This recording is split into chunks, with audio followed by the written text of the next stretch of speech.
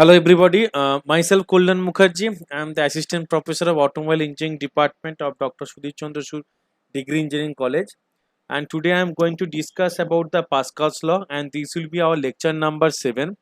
Our subject name is Hydraulics and Pneumatics, subject code is HP, module number is 1 and module name is Fluid Mechanics. Now coming to the lecture outcome, that after having this lecture, students will be able to define the intensity of pressure. Students will be able to determine the intensity of pressure of the fluid. Students will be able to define the Pascal's law, and students will be able to derive the Pascal's law. Okay. Now coming to the fluid pressure at a point. Okay, fluid pressure at a point, that consider a small area dA in large mass of fluid. If the fluid is stationary, then the force exerted by the surrounding fluid on the area dA will always be perpendicular to the surface dA. So if we consider that dF is the force acting on the area dA in the normal direction, in the ratio dF by dA is known as the intensity of pressure. Why dF by dA is known as the intensity of pressure? Because the pressure is defined as the ratio of the force per unit area. It is defined as the ratio of the force per unit area, whereas the stress is defined as the ratio of the internal resistance force per unit area, and in case of this pressure is the force per unit area. Okay, so pressure is the force per unit area. Now if we apply the dF amount of force, okay, if we apply the dF amount of force into the dA amount of area, okay, if we apply the dF amount of force into the dA amount of area, then the pressure force will be here, or pressure will be here dF by dA. Okay, so pressure will be here dF by dA, but pressure force will be here pressure into cross sectional area of the fluid. So if we consider the dA is the cross sectional area of the fluid where the dF amount of force is applied, then according to the definition of the pressure, we can write that P is equals to dF by dA, or dF is equals to, we can write that P into dA. So here you can see that P is equals to dF by dA, and dF is equals to P into dA. Okay, and similarly the same definition will be here for the stress. And what is the definition of the stress? Stress is defined as the internal resistance force per unit area, but in case of the fluid it is defined as the force per unit area. So from here we can conclude that the difference between the fluid pressure and the stress is that pressure is force per unit area, but stress is the internal resistance force per unit area. Okay, internal resistance force per unit area. Okay, whereas the pressure is perpendicular to a surface, whereas stress can also be parallel to a surface as well as perpendicular. Okay, so pressure always acting perpendicular to the surface, but stress always acting either parallelly or perpendicularly. Okay, either parallelly or perpendicularly. So stress can be supplied in two ways, that is in two directions, that is one is for the either parallelly or perpendicularly, and pressure can be applied perpendicularly. So this is the basic difference between the pressure and the stress. Okay, so this is the basic difference between the pressure and the stress. Okay, So again I am repeating the definition of the pressure, that is pressure, it is defined as the force per unit area, where stress is defined as the internal resistance force per unit area. Pressure is always acting perpendicularly onto the surface of the fluid, okay, and whereas the stress may be acting parallelly or may be acting perpendicularly, okay, stress may be acting parallelly or may be acting perpendicularly. So here if we consider that dA is the cross sectional area, dA is the cross sectional area where the dA is the cross sectional area where the for dF amount of force is applied, then pressure P is equals to here dF by dA. Okay. So if the force F is uniformly distributed over the area, then pressure at a given point can be written as P is equals to F by A. Okay. So again I am repeating that what is pressure? Pressure is, it is defined as the ratio of the force applied to the fluid per unit area. Force applied to the fluid per unit area, that is defined as the pressure. Whereas stress, same stress is also defined as the ratio of the force per unit area, but here in case of the stress it will be the internal resistance force, that when you apply the some amount of force onto any object, or any surface of the object, then due to application of the force, okay, the object may be broken, okay, object may be broken out. So to resist this breaking effect, internal resistance force acting within the molecular of this object, that internal resistance force per unit area of this object will be known as the stress. But if you consider the pressure, and when you apply the force onto this object, then the pressure is known as the force per unit area. There will be no internal resistance force will be there. For the pressure, there will be no internal resistance force will be in its definition. It will be defined as the ratio of the force per unit area. Okay, it will be defined as the force per unit area. And mathematically, it can be written as P is equals to dF by dA. And if the force is uniformly distributed over the area A, then the pressure at a given point is given by P is equals to F by A. Okay. Now, so from here we can write that force on pressure F is equals to P into A. So unit of pressure is kg force per centimeter square.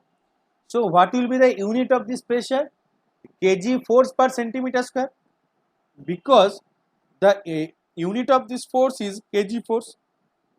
Okay, so unit of the force is kg force. So kg force per meter square, kg force per centimeter square. So that will be the unit of the pressure.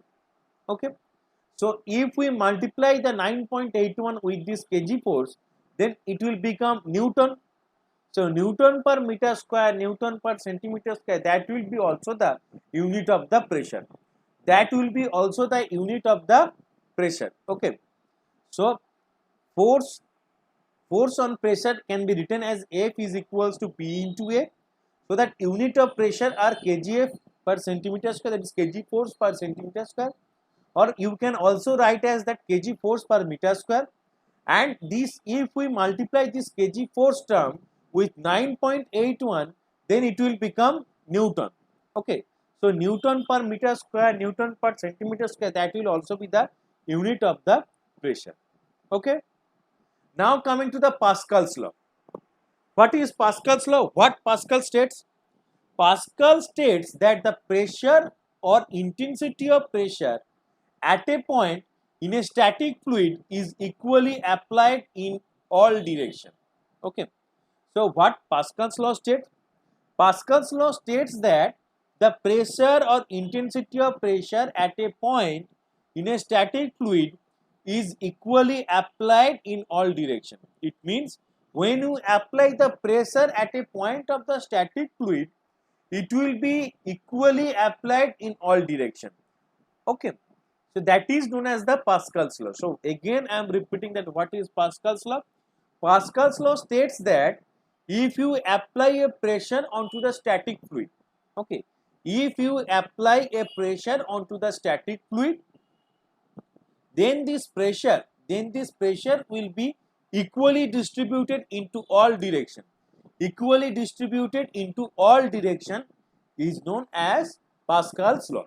Okay, so consider an arbitrary element of wedge shape in a fluid mass at rest as shown in the figure. So here you can see this is the wedge shape element. Okay, this is a wedge shape element.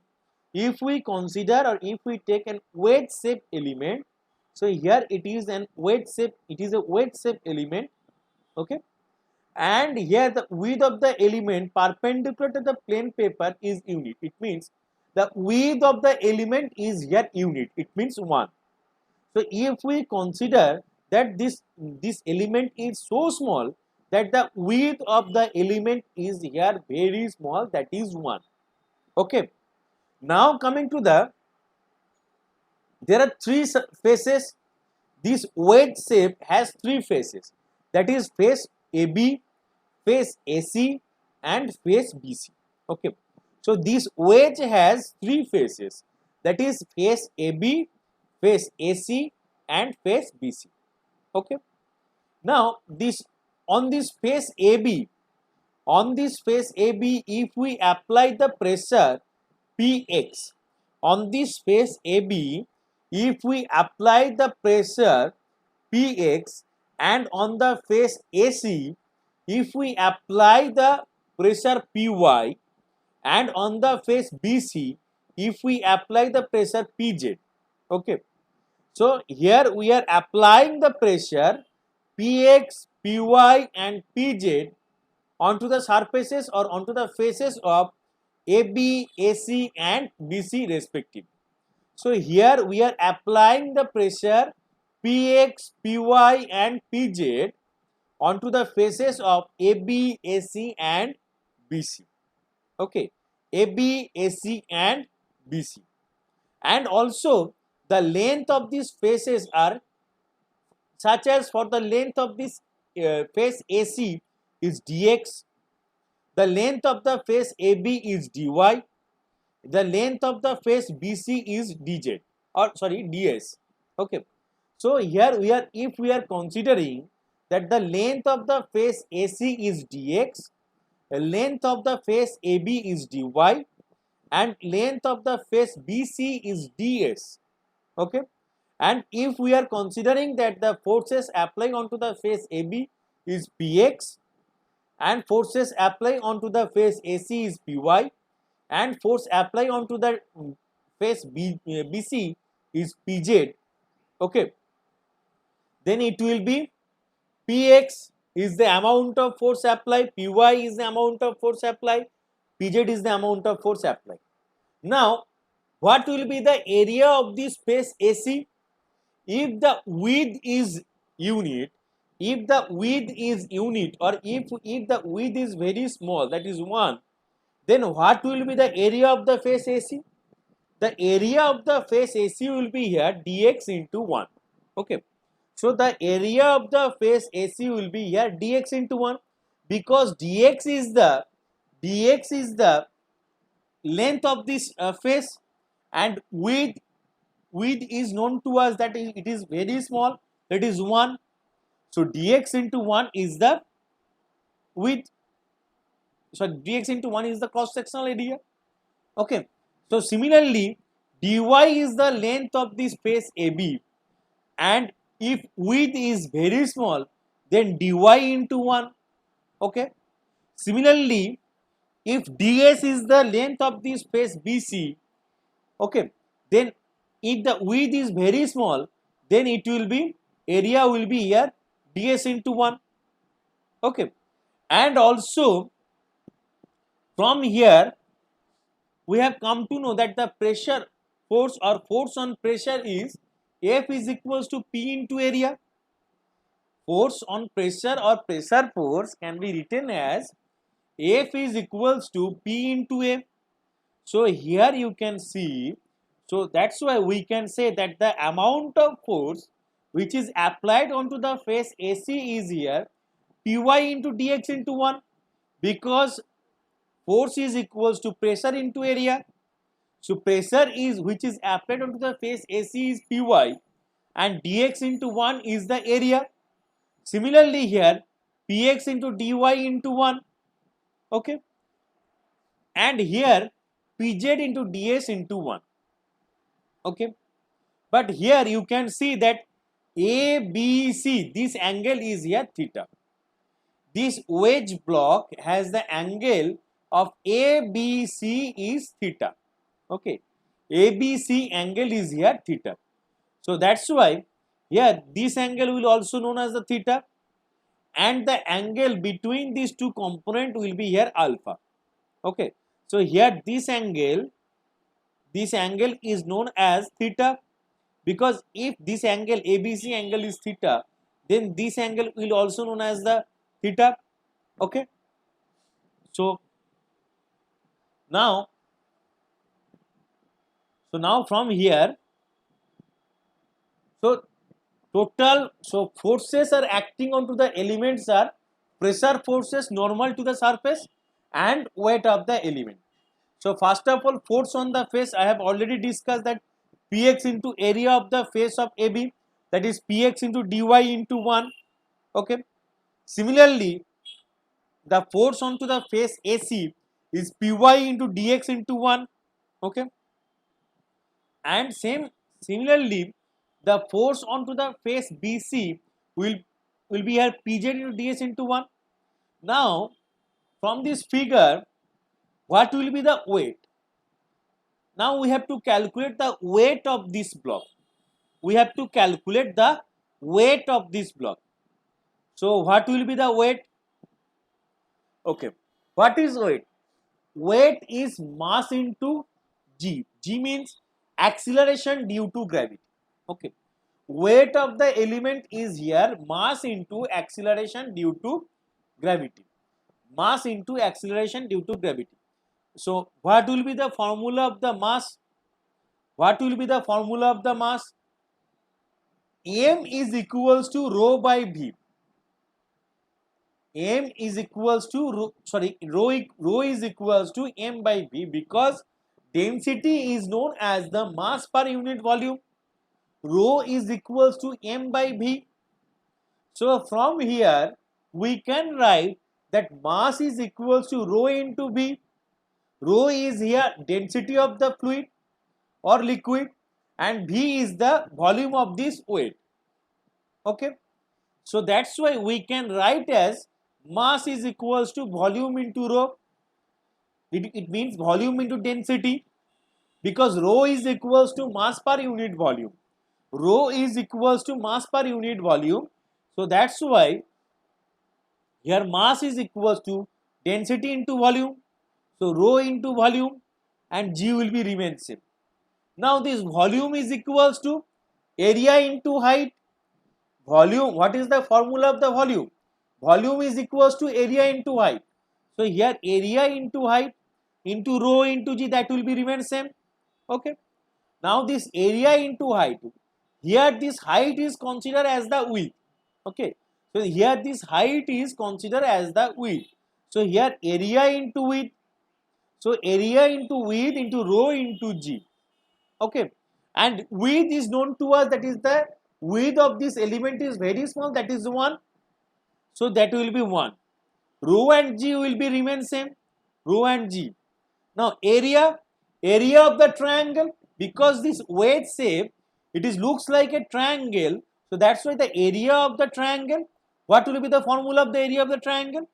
The formula of the area of the triangle is half into base into height, okay, half into base into height. So here you can see that what is the base of this? AC is base and AB is the height. So here area is half into AB into AC, that is half into area into height, area half into height into base. So here height is AB, and base is AC. So that's why we can write that half into AB into AC into 1 into rho into G. Okay. So this is the weight of the element. So again I am repeating that weight can be denoted as W. W is equals to mass into acceleration due to gravity. Mass is equals to volume into density. So volume into density, that is rho into B into G. Volume is here area into height.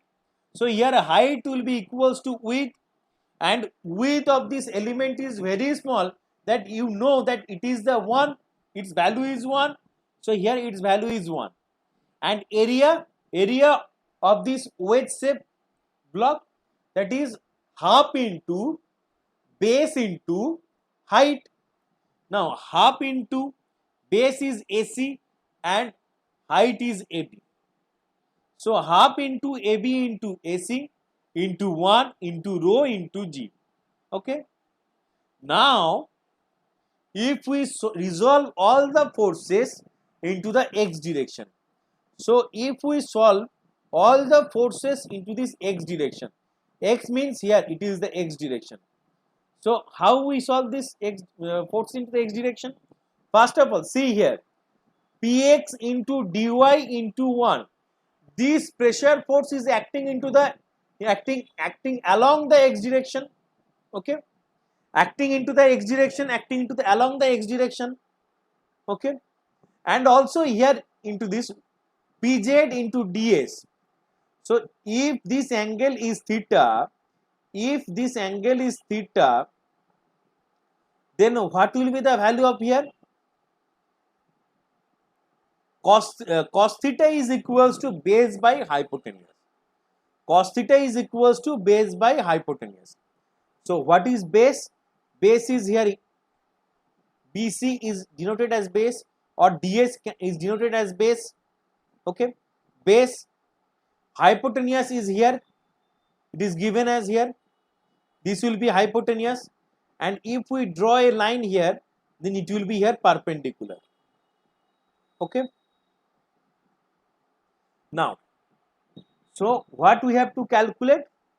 We have to calculate the force which resists, or force which is acting against this pressure force which is acting into the face AB. So here it will be cos theta.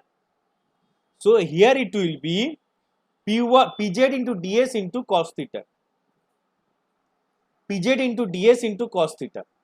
Why it is Pz into ds into cos theta? Because you can see here that base by hypotenuse. Okay, base by hypotenuse. So we have to calculate the hypotenuse. Hypotenuse is equals to here base into cos theta, and base is here ds. So it will be ds cos theta, Pz into ds into cos theta. Okay. So from here we can write that px into dy into 1 minus Pz into ds into cos theta. Why it is minus? Because px into dy into 1, that will be acting along the x direction. That will be acting along the x direction. But Pz into ds into cos theta, that will be acting opposite of this cos theta, opposite of this pressure force which is applying onto this face AB. So that's why here it will be negative. So px into dy into 1 is equals to Pz into ds into cos theta. Okay, and now again from this figure, what will be the value of cos theta? From this triangle ABC, what will be the value of cos theta? Cos theta is equals to base by hypotenuse. So AB by BC, so it will be dy by ds. Okay, so just put the value of here dy by ds. Okay, So here dy by ds and AB is dy. So ds will be cancelled out. So px into dy is equals to pz into dy. So dy will be cancelled out. So here px is equals to pz. Okay. Similarly, if we resolve all the forces into the y direction, then you can get that py into dx into 1, that will be acting into the upward direction. But here you can see that there is another, that is sin theta component of this pz. Sin theta component of this pz, that is, if we draw a triangle here, then sin theta is equals to perpendicular by hypotenuse. Okay, perpendicular by hypotenuse. So that's why it will be here pz into ds into cos theta, because this is the pz, this is pz. Okay, and this will be the component of the sin theta component of pz. So that's why it will be pz into ds into sin theta. Okay, so that's why here it will be px, sorry, it will be here py into dx minus pz into ds into sin theta is equals to weight of the element. What is the weight of the element? That is AB into AC by 2 into 1 into rho into g, where AB is dx, AC is dy. So that's why we can write that dx into dy by 2 into rho into g. But the weight of this block can be neglected, because the block is very small, or the weight shape block is very small, so that we can neglect the term weight. That's why it will be here py into dx is equals to pz into ds. Okay, so again the same thing will occur here. Py into dx is equals to AC into pz. Okay, AC into pz. Now AC is equals to dx, so dx will be cancelled out, so it will be py is equals to pz. Okay, so in this way we can say that the py is equals to px is equals to pz. So in this way we can say that px is equals to py is equals to pz. Okay, and there is a practice module for you. One is state of the Pascal's law, which is very important for your semester, and second question is define the term intensity of pressure. That will also very much important for you. So here I am going to end my lecture. Thank you.